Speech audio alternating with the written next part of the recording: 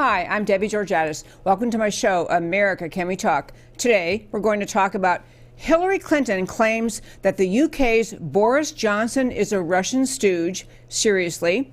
Joel Gilbert joins me to talk about Trayvon and the Zimmerman lawsuit. Joe Biden taunts a fat senior citizen. And Congress finally legislating on the USMCA. And I'll tell you why these stories matter to you. Stay tuned.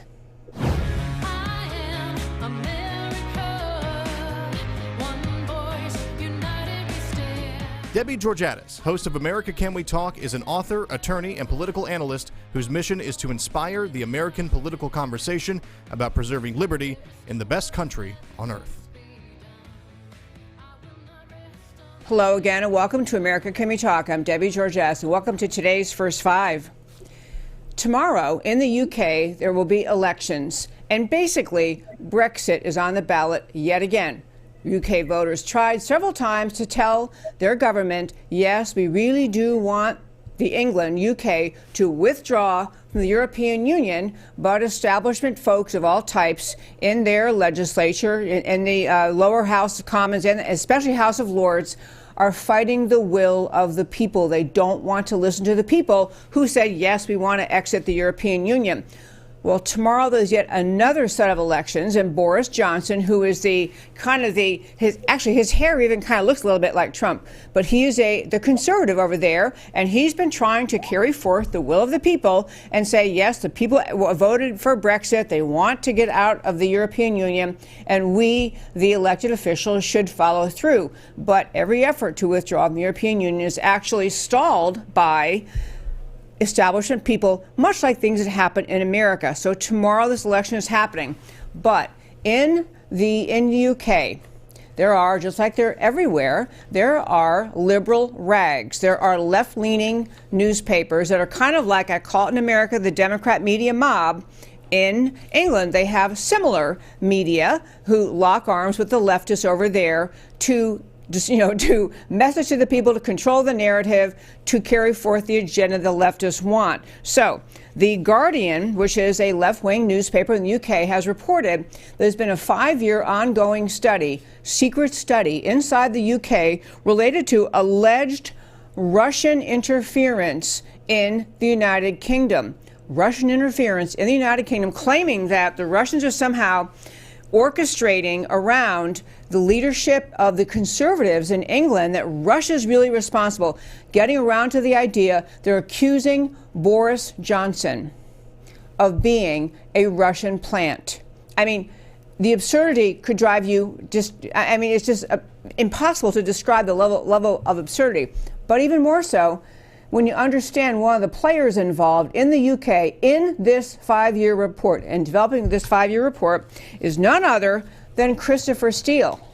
And if you're recognizing that name, he is the key character in America in our battle where we had alleged Russian interference in the American elections. He's trying to back away and say he's not the author of the Steele dossier, but he's the one who was hired by, through Hillary Clinton and the Democrat National Committee to Perkins Coie Law Firm to Fusion GPS. Ultimately, 5 layers through, Hillary hired Christopher Steele to make up stuff about Donald Trump in Russia during the 2016 elections, trying to discredit him in some way. So Christopher Steele, having submitted what we now not only was a false Russian dossier, but through the power of Hillary and other leftists, that dossier, that piece of fiction created by Christopher Steele, which he's now saying, I didn't write it, somebody else wrote it, made its way all the way to the highest echelons of the FBI and was used to get the FISA court to issue warrants during the Obama administration. So Obama's administration, his executive branch, his FBI, his CIA, his DOJ, those folks used the dossier to justify spying on the Obama administration's political enemy, Donald Trump. So back to the UK elections tomorrow. There is an effort to get this 5-year secret report released, and they're saying we're not ready to release it. We're not too sure about it here, but it is again making the accusation. The Guardian, the left wing, think of them like the New York Times or Washington Post. The Guardian is trying to say that this 5-year study of Russian influence is going to show that Russians are controlling the conservatives over there, and Boris Johnson may be a Russian plant, and none other than Hillary Clinton, whose hands are filthy dirty, and the entire Trump-Russia collusion hoax here in America has weighed in opining and talking in public, giving statements about how wrong it is that in the UK they simply cannot get this report released to the public in time so the public can know all of this terrible information. She has I don't want to read her quotes and give her credit. I'm just going to tell you that Hillary's in the middle of all this. I'm going to close this first 5 by saying this. What really is behind, at the deepest level, what is behind the battle in this election tomorrow in the UK? What is the battle in America in 2020, in our elections in 2020, is the battle of the leftist, socialist, globalist wing of political thought in the world, and those people who still love freedom, who still believe in the idea of America, who believe that America matters, or in the case of UK, believe that the UK matters. What Hillary and the leftists in the UK really deplore is that the UK, the citizens of the UK, have said, we don't want to be part of this globalist, socialist, big government controlled mentality that is the European Union. We want to reassert the identity of England, the identity of the UK, our nation, our history, our culture, our laws, our system. They're standing up for the identity of a free country. In the same way in America, President Trump is standing up for the identity of America, the unique, extraordinary, important identity of America. Leftists like Hillary Clinton, Christopher Steele, and many others involved in the Trump-Russia collusion are making the same argument in the UK. What they really hate, what the leftists like Hillary and Christopher Steele really hate, is that there are people who actually want to reassert the importance, the identity, the individuality of individual countries. It's not racist. It's not xenophobic. It is simply understanding that values shape countries. Values create countries. Surrender to the socialist globalist agenda is entirely the mission of the American left. It is the mission that Boris Johnson is fighting against. It's the same mission in America that President Trump is fighting against. In both cases, President Trump and Boris Johnson are celebrating, they are encouraging the resurgence of love of their country. And that's what's on the ballot tomorrow in the UK, December 12th, and in our elections in 2020. And for a teaser for tomorrow, I'll tell you that tomorrow joining us on the show is George Farmer. He was a candidate for, he's a fabulous British man. He is a gentleman who did run for a seat on the European Union, but it was to represent the Brexit party, the party that wanted to pull out of the European Union. He happens also to be married to Candace Owens, so that's pretty fun too. He's joining us tomorrow to talk about the elections in the UK. And that, my friends, is today's First Five. Well, I told you at the start of the show, we have a guest joining us. He is joining us, actually, I never heard the end of the story if he's joining us by Skype or phone, but however, he is going to join us. We're going to have joining us Joel Gilbert, and he is, as you've been on the show before, he's a filmmaker in Hollywood, and he is an investigative journalist type filmmaker, and he is the one who produced the movie and then the book called The Trayvon Hoax. It is making enormous headlines, and it's actually, the beautiful thing is, as he works to spread what he found out in investigating the Trayvon Martin case, that gave rise ultimately to his book and his movie this year, is really helping to stimulate the American political conversation about what happened around the Trayvon case and where we are today in our society in terms of race relations. So I think we have Joel. There he is. Hi, Joel. Hi, great to be here. Thank you. So happy to have you. Well, now that I have you, this is Joel Gilbert. He, as I mentioned, he's been on our show before. I want to ask, we have Travis the Wonderful yet sitting in again today for Matt, who is not feeling well. But Travis, there is a little bit, there's a clip I sent you this afternoon. It is just a short clip of the Trayvon hoax film that I want to ask you to play, and then we're going to talk to Joel Gilbert. Trayvon Martin was ground zero for racial division in America. Trayvon Martin was killed for wearing a hoodie quite frankly. I decided to produce a film on how the case affects American politics to this day. It had started as a self-defense case, but then, out of the blue, they found Trayvon's girlfriend. She is a minor child. This phone witness led to the most racially divisive trial since OJ. My investigation started with Trayvon's 750-page cell phone records. I made a shocking discovery. Trayvon did have a girlfriend named Diamond Eugene, but she wasn't the witness at the trial. Okay. I know we have Joel to talk with us, and I know we just played that clip, but I wanted to start, Joel Gilbert, the maker of Trayvon Hoax movie and book. I wanted to ask you to try to say, in your big investigation you did of the background of the Trayvon Martin killing, and then ultimately you were looking into the political impact of that event. Tell us again, in your own words, what the big discovery was you made that turned the whole case on its head. Okay, well, people, to remind your audience, Trayvon Martin was shot in an altercation February 26, 2012. The police investigated for almost 3 weeks, 911 calls, physical evidence, eyewitnesses, and they said it was self-defense after 3 weeks. Not stand your ground, just self-defense. It was over. Al Sharpton came down, and then the family attorney, all of a sudden, a week later, held up a digital recorder at a press conference and said, "We just found Trayvon's girlfriend was on the phone with him, and her name is Diamond Eugene. She's 16 years old, and she said a couple of things that seemed to contradict all the evidence." So Trump said, "We got all the evidence now." Next day, Barack Obama came on board. If I had a son, he looked like Trayvon. State of Florida is pressured into appointing a special prosecutor. 2 weeks later, they come to Miami, and I got the unredacted documents. They actually go to Diamond Eugene's house, that's her address, to interview this girl that was supposedly on the phone. And that's when 18-year-old Rachel Gentile shows up and says, "Oh, Diamond Eugene's my nickname." And they go ahead and take her statements, I've got that recording also, and use her statements to arrest Zimmerman. And of course, she shows up in court a year later.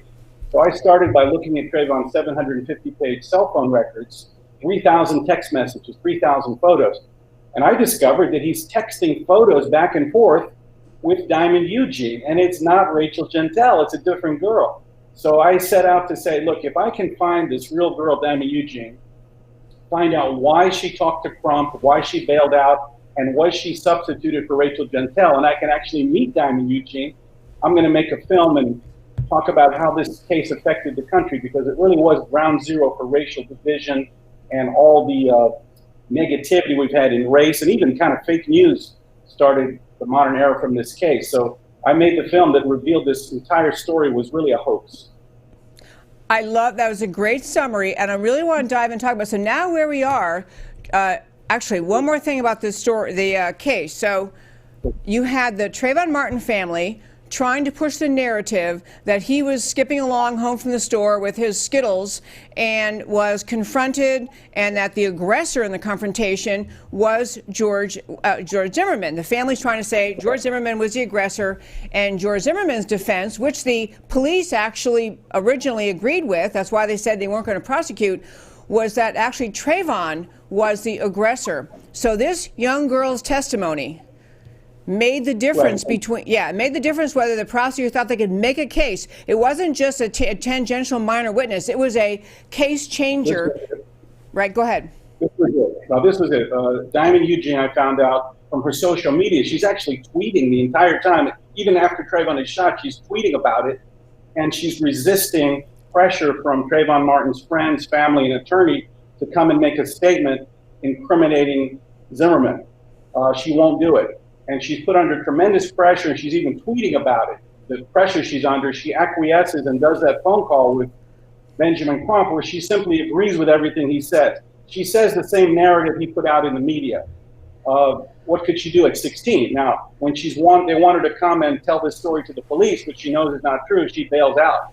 So only with that phone witness that contradicted all the evidence were they able to get an arrest in the first place. And it's just a ridiculous thing that they allowed to go forward, but there was a bigger agenda, I think, influencing this, because The black vote was not in the tank for Obama in 2012. Unemployment 50, 60, 70% in urban America, illegals coming in, taking over jobs, companies were leaving, taxes going up. So the Obama DOJ actually sent the Community Relations Service, allegedly they were going to investigate. Instead, Judicial Watch pulled the documents. They actually were organizing protests, the DOJ. And then, of course, Trump, with this recording, he said, I'm not going to give this recording of Diamond Eugene to the Sanford police. I'll only give it to the FBI, the people that were organizing protests. So there was a much larger agenda. And at the same time, don't forget, the Obama administration was using the IRS to break up the Tea Party movement, the conservative grassroots. So they were using the tools of state to maintain power. And that's what we just saw in the AG. It's going on right now. They use the FBI, DOJ, CIA. This is the socialist playbook. Socialist policies don't work. So they have to use the power of state to stay in power. And that's what was going on and I think influenced this case. Okay, I want to just capture something you said and just make sure our listeners are following this. Between the time of the incident where Trayvon Martin was killed and George Zimmerman said it was all in self-defense, and that's what all the evidence showed until this other witness came along. But at that time, our tax dollars are being used by the Obama administration via the Department of Justice, sending people down to Florida to investigate, which really meant to agitate, to stir people up, to stir people into demanding a trial or demanding a further investigation and demanding justice for Trayvon. So our tax dollars, our government was using their resources to stir up racial tension in Florida. Is that fair? Well, it goes beyond that. They were demanding the arrest of an innocent person without cause. Al Sharpton, who was Obama's advisor, was down there. He was in on it too. Benjamin Crump held a rally with Al Sharpton. It's in the movie. And he says, we called up to New York City and got somebody with a track record. Well, Al Sharpton's track record is race hoax, Tawana Brawley, Crown Heights riots, 1991, 1995, Freddie's Fashion Mart massacre. This is the guy they were bringing down there. He was Obama's advisor. So there was definitely a larger agenda that was used to divide the country and inflame black voters to come out for Obama. And we know that Black Lives Matter started because of this. They went to the White House too. All the division, Ferguson, Missouri, hands up, don't shoot, all this nonsense that the media ran with and still do so to this day without question. So I looked into the public documents, it's all there. I'm sorry, I want to mention one thing about the lawyer involved. So we're going to get to Zimmerman's lawsuit in a moment, but Benjamin Crump, C-R-U-M-P Crump, he was the lawyer actually hired by Trayvon Martin's family. He's not a prosecutor. He was just hired by the family.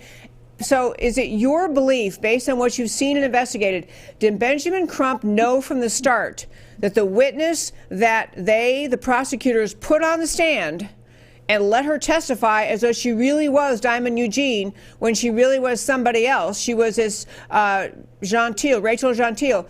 Did Benjamin Crump know that during the trial? Well, we have a smoking gun on Trayvon's mother, Sabrina Fulton. It's in the movie. And by the way, if you go to thetrayvonhooks.com, you can see the trailer and live stream it or get the book or ebook, DVD. But we know Sabrina Fulton knew about it and did not say anything or stop the trial from the get-go. Crump, we have a lot of indications that he knew or should have known based on him being the one that interviewed Diamond Eugene. He seemed to indicate in one interview he had met with her. With Diamond Eugene, he told Matt Lauer she's a 16-year-old teenager. Her voice is so very different than Rachel Gentile. And he spoke to Diamond Eugene 3 days before. I have the phone records of Diamond Eugene. 3 days before they came to interview her, Diamond called Crump and they spoke for 3.5 minutes on a Saturday morning. I wonder what they could be talking about. Then Rachel Gentile shows up 48 hours later pretending to be Diamond Eugene. So I'd certainly like to know what Crump knew for sure. But bigger question also, what did prosecutors know? They had all this information for a year. You could see that Trayvon is texting messages back and forth and photos. It's not Rachel Gentile. They had this for a year. They have FDLE. They have investigators. They have subpoena power that I wish I had. 3 months out. How could they not know? And does that explain why these attorneys told me they had to spend 2/3 of their time in court just putting sanctions on the prosecutors because they wouldn't give them the evidence they had a right to have, like the phone records. They withheld the phone records. They told them they couldn't speak to Diamond because she was only 16, which was her real age until just before the trial. And then just before the trial, now she's 19-year-old Rachel Gentel comes in and says, oh, I lied about my name, I lied about my age, I lied about going to the hospital. So there was some malfeasance on the prosecution, I'm sure.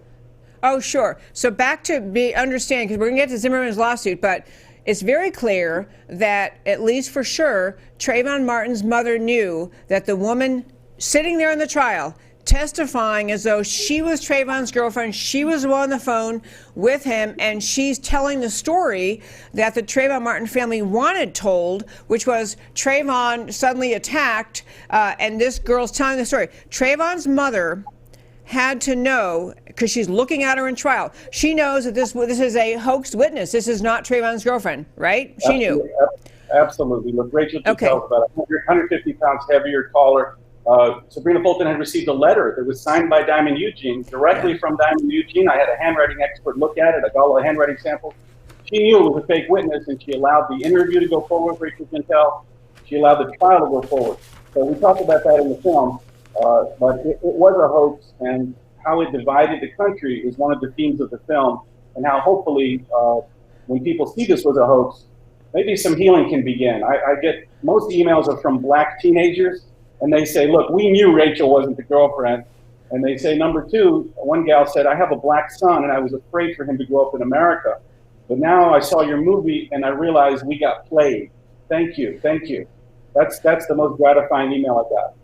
That is very, very powerful. I was going to say, to summarize again what you did, and then we're going to turn to Zimmerman and then what can happen in America. But the kind of investigation you did, as you say, without subpoena power, you looked at phone records. So there you are. And I was going to say, the Trayvon, right there you can see is holding up both the Trayvon hoax book and Trayvon hoax DVD, both of which we have at home. I'll confess, it was a very busy day and I ran out of the house without them. I was going to have them right here, but life gets busy. Anyway, back to this. So what you could do without subpoena power, you're able to look at the phone records, able to see pictures, recognize that the person who testified in trial as Trayvon's girlfriend was not Trayvon's girlfriend. You were able ultimately also to track her down, the real girlfriend down, the real young girl, Diamond Eugene, and get to her. And then, so that allowed you to expose it all. And I just want to make the point that if you're a prosecutor, and you have a duty not to suborn perjury, you have a duty to actually investigate a case thoroughly before you put someone on trial. And Zimmerman was on trial. I think he was facing life in prison. And you let all this go, and only for the fortune that you, Joel Gilbert, came along and decided, I'm going to look into this. Is there even now truth coming out about the fact that George Zimmerman was so wrongly accused, and that too many people were involved in knowing he's wrongly accused? So I commend you so much for what you did. I want to turn to Zimmerman's lawsuit. Now, let me state the obvious. Zimmerman was acquitted. I mean, the jury, I guess, saw through this hoax that the prosecutors put on. So why should Zimmerman be filing a lawsuit now? It's years later. He was acquitted. He's not in prison. What's he filing a lawsuit about? Well, I've read the lawsuit, of course, and look, he's filing a lawsuit for false prosecution. No one should be prosecuted because of a false witness. It's in the Bible, it's in the Constitution.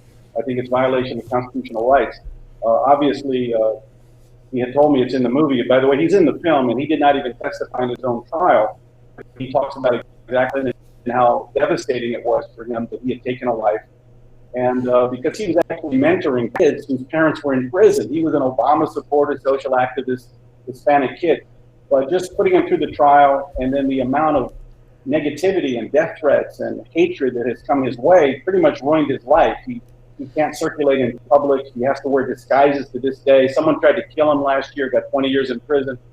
There's rap songs and social media rants against him every day that he should be dead. So they pretty much ruined his life. He's got severe PTSD, and he's trying to get restitution, much like Nicholas Sandman or Devin Nunes. I think he wrote an article in American Thinker that he's looking to make a statement, as much as he cares about any money, that you can't persecute people with false witnesses and use the judiciary against citizens that were already exonerated. He was exonerated by a thorough investigation. Had it not been for Rachel Jeantel, for this fake witness that came and told a made-to-order storyline, and the cooperation of the system, which I think knew very well she was a fake, including the media, which made no effort to figure this out, that's what he's trying to accomplish, I believe. So Zimmerman is suing. George Zimmerman is suing the parents. He's suing the dad of Trayvon Martin, Tracy Martin, suing the mom, Sabrina. I always forget her name. Sabrina Fulton, suing Rachel Jeantel, who was the 19-year-old posing as a 16-year-old, the one who actually testified, suing the prosecutors. And suing two net prosecutors by name, and also suing the Sanford police. Isn't he also suing the police department? So he's suing everybody for $100 million. Yeah, including Brittany Diamond Eugene, the real phone witness as well. The real one, yeah. So for $100 million. So first of all, I would say just clearing your name. If you were a private citizen and no one else ever heard about this case, you'd be outraged if you were the victim of what George Zimmerman was. If you were set up, if you were prosecuted for something that you did when you did nothing wrong and you were prosecuted anyway, you might, even if the case wasn't one of national import, you might sue. But this is a case where George Zimmerman's name, everybody knows his name. Everyone, as soon as you say his name, oh yeah, the guy that killed Trayvon Martin. I can truly believe what you say. He feels like his life was destroyed by this case, and his ability to move forward, to find jobs, to just have a new life has really been utterly destroyed. Correct. Look, he said that he not only was his life destroyed, his family is still in hiding. He's in hiding. He has severe PTSD. He literally cannot walk around in public without fear of being attacked, as he was last year. And I think he feels just even more horror that in his name, Black Lives Matter was formed, that police were killed, that so much negativity has gone on. So I think he sees the bigger picture as much as he's looking at his own, clearing his own name.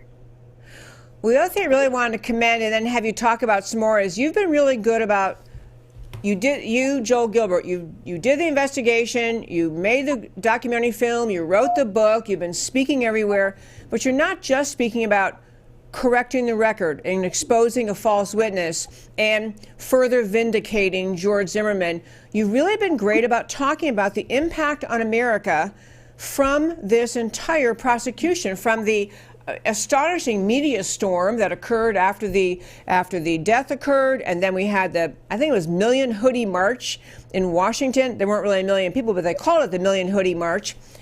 And the damage to America's culture and fabric and police department. And I just love that you're exposing that too. So I'd love to have you talk about that, what damage flowed from it, and then also what do you think could come out of this for America as we become more familiar with the truth about Trayvon Martin and George Zimmerman? Well, I think, first of all, that no one has suffered more from what I call the Trayvon hoax than the black youth of America.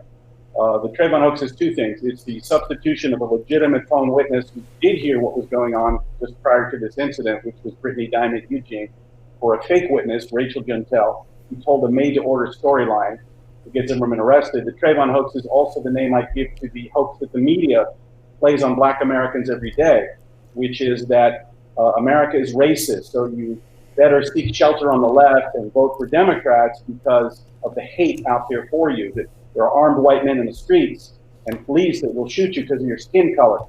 And the real lesson of the film is not that there's armed white men in the streets looking for you, but that there's a lack of strong black men in the home to give guidance.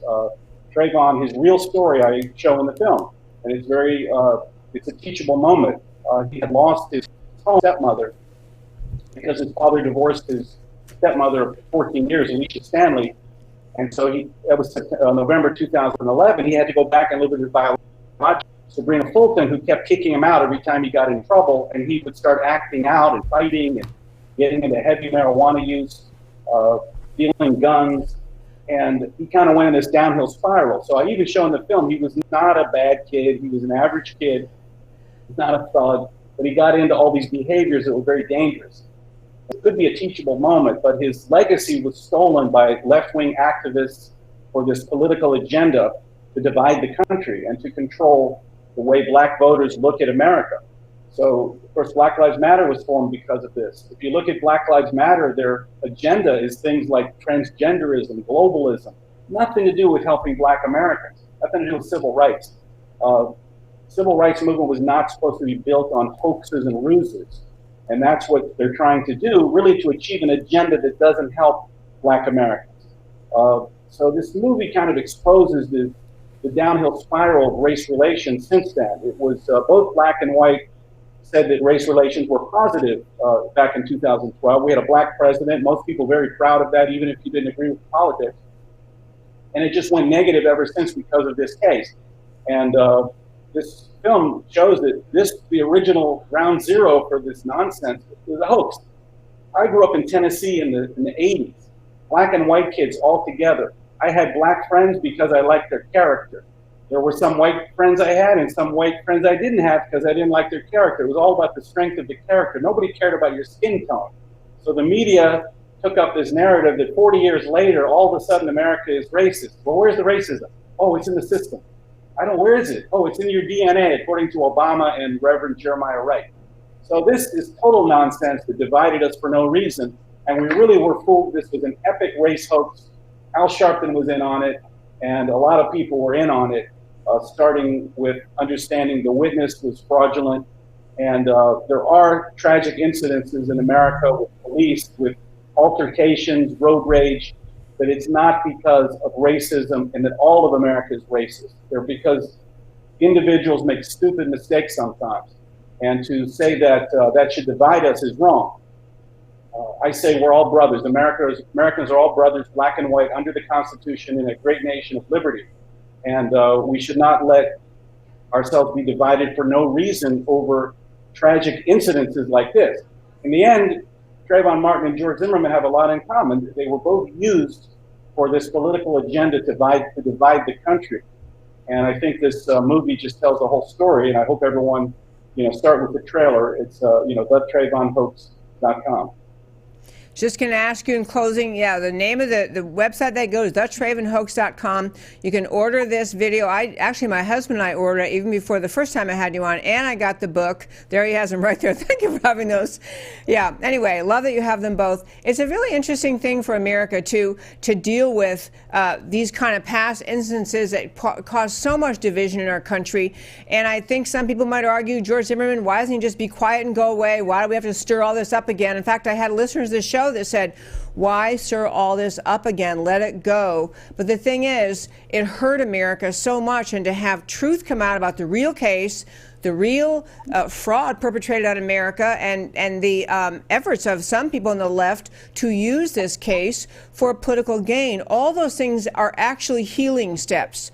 Exposing truth, understanding what's real, and really calling to the attention of the American people things that happened that weren't right, so we learn the correct lessons about America. And so thank you so very much for making the movie and the book, and thank you, Joel Gilbert.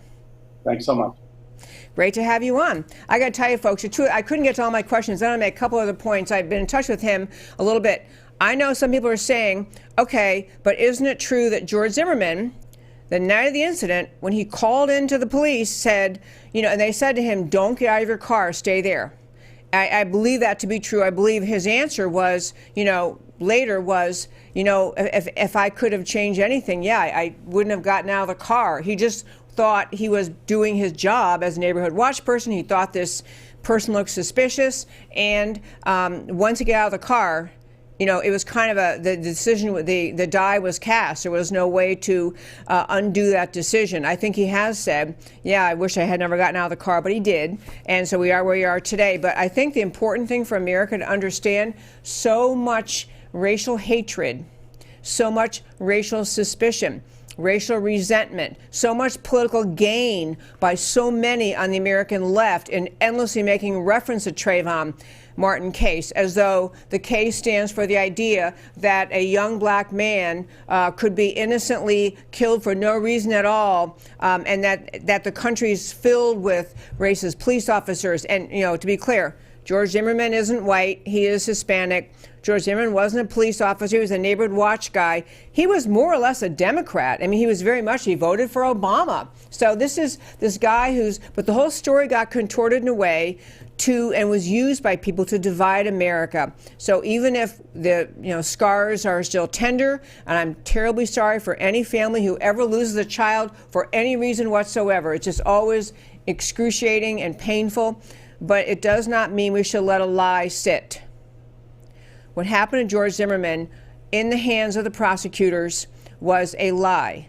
They let him sit there in a courtroom, put on a fake witness, all to perpetuate the left-wing mission and story that the Martin family wanted to put out, and it wasn't true. And it matters to get the facts on the record, and it matters that George Zimmerman should have some chance to clear his name, which is what he's trying to do by this lawsuit. So we'll say, and I'll keep you updated as I hear more on the lawsuit. I'm sure many of the defendants are trying to think of if they can possibly get this case dismissed without going forward. I'll keep you posted on that. Two other quick stories on today. One, I want to hit Joe Biden, still running for president. I want to tell you there was a quick clip I sent to Travis the Wonderful, and this is of Joe Biden. And you likely heard about this, but I want you to hear exactly how Joe Biden talked to a voter when that voter came to a town hall and had the audacity to ask Joe Biden, essentially, what's the story, the straight story with your son, Burisma, son Hunter Biden and the Burisma company, and what happened with the Ukraine, and essentially said, isn't it true you helped get your son a job on the board of Burisma, and it was lucrative for him? So the question isn't in this tape. I want you to hear the way Joe Biden answered and spoke to this American voter. Most people know, and I can get things done. That's why I'm running. And you want to check my shape on, let's do push-ups together here, man. Let's run. Let's do whatever you want to do. Let's take my Number two, no one has said my son has done anything wrong, and I did not on any occasion. And no one has ever said it. Not I didn't one. say you were doing anything wrong. You said I set up my son to work in an oil company. Isn't that what you said? Get your words straight, Jack. That's what I hear on MSNBC. You don't hear that in MSNBC. You did not hear that. But you heard. Look, okay, I'm not going to get in an argument with you, man. No, I don't want to. Well, yeah, you do. But look, Fat, look, here's the deal. Here's the deal. It looks like you don't have any more backbone than Trump does.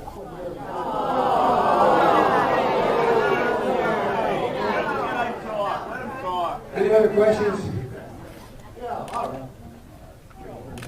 I'm not voting for you. Well, I knew you weren't, man. You think I thought you'd stand up and vote for me? You're too old to vote for me. All right, here we go. Okay, I just want you to spend one moment thinking about this.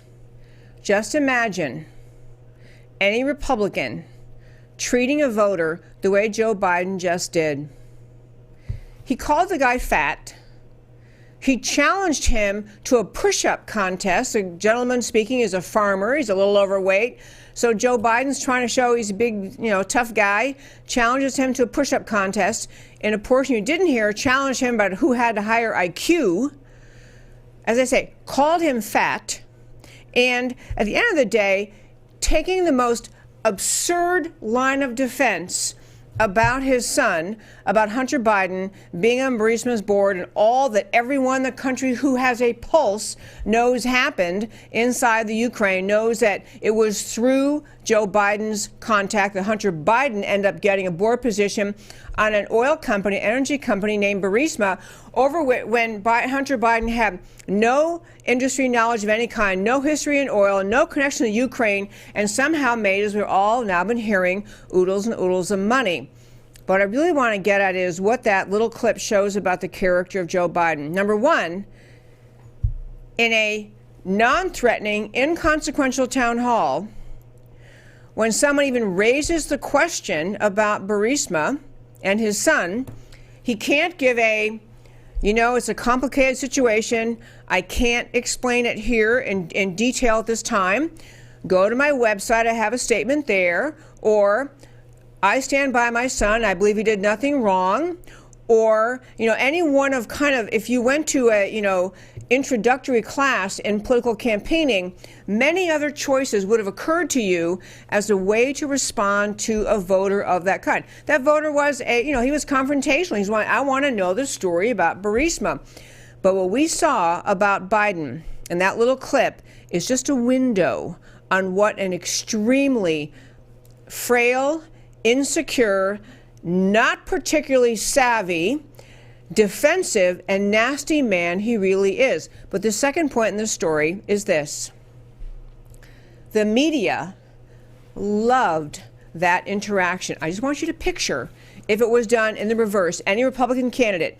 But the media described the interaction in a way, and in fact, this was a quote from CNN. The national political reporter, Mae Reston, described the exchange as feisty and a kind of human moment defending his son. Biden showed authenticity, emotion, and readiness for a fight that appeals to so many Democrats. I mean, folks, the media just drooled all over themselves saying how great Biden was handling that unruly voter. I actually think it showed Biden to be weak, frail, defensive, and honestly can't think of what to say in a question which should have been the number one question his handlers prepared him for is, how are you going to respond when someone asks you about Burisma and Hunter? Get your answer ready. I mean, this is what handlers, this is what campaign consultants do.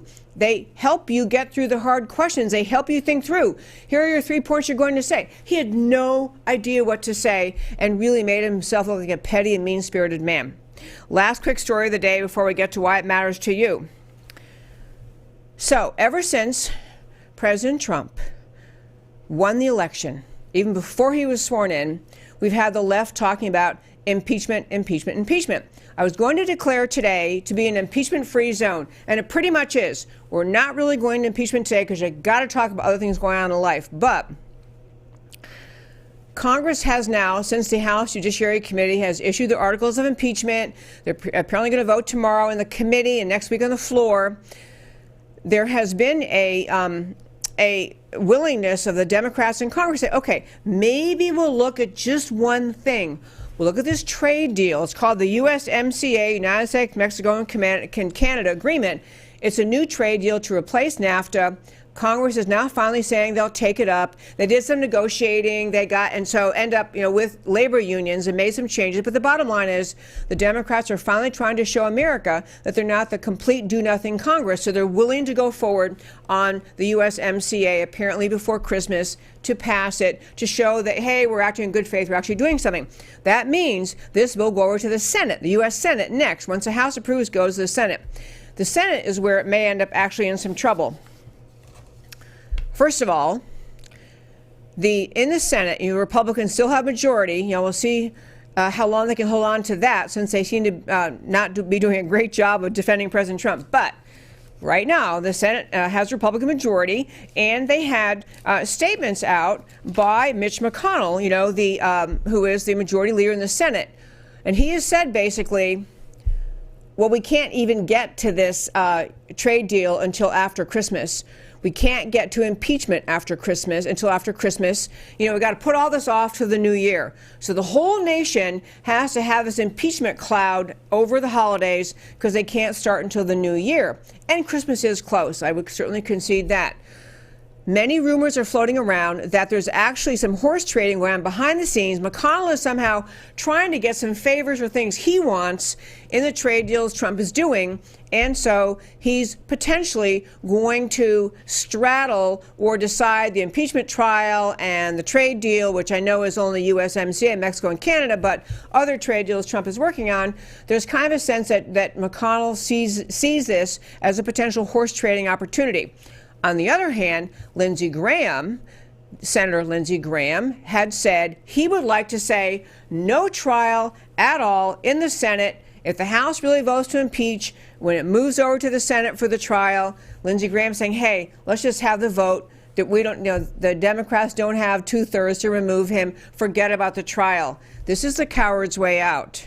This is a guy who doesn't want to deal with the hard questions. So I think what will happen in the new year, they'll have to get to the impeachment trial.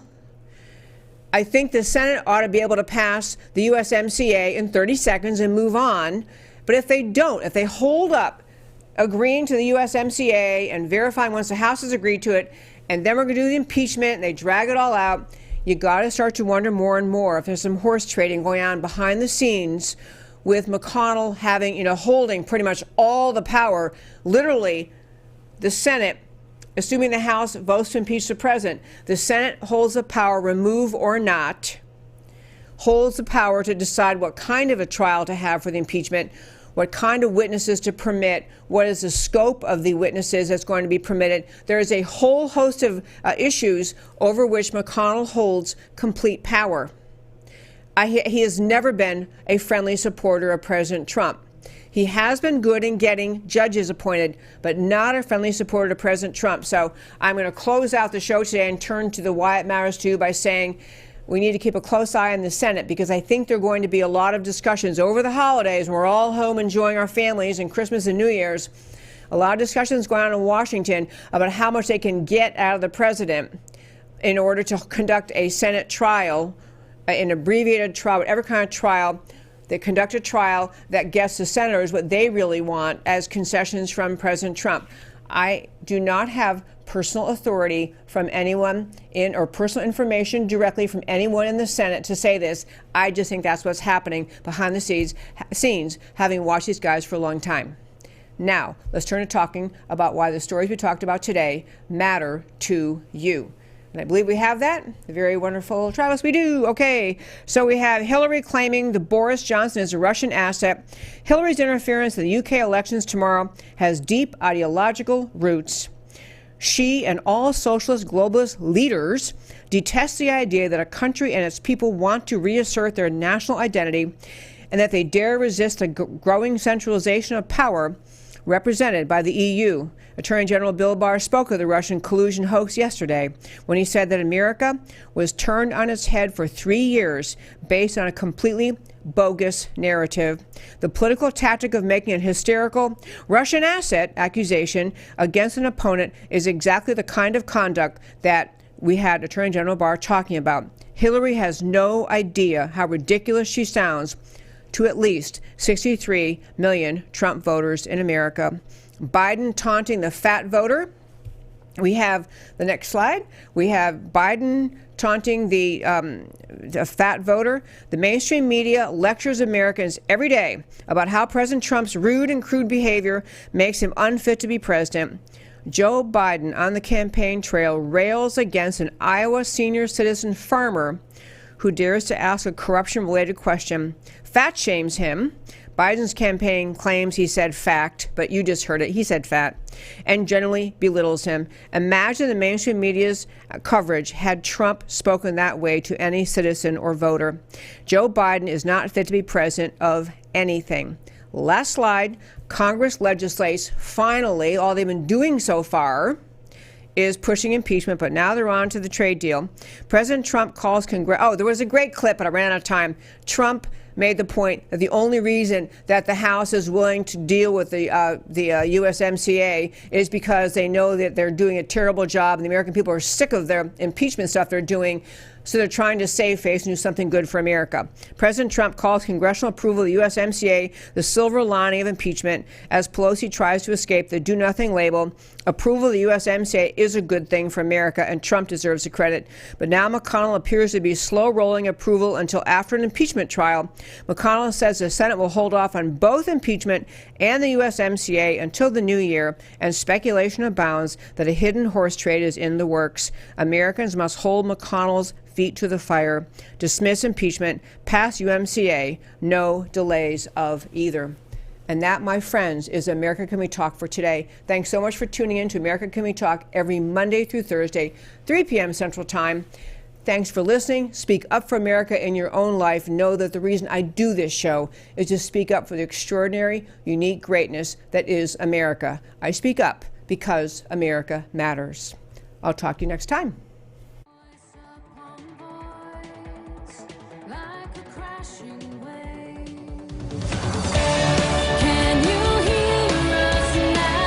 America, Can We Talk?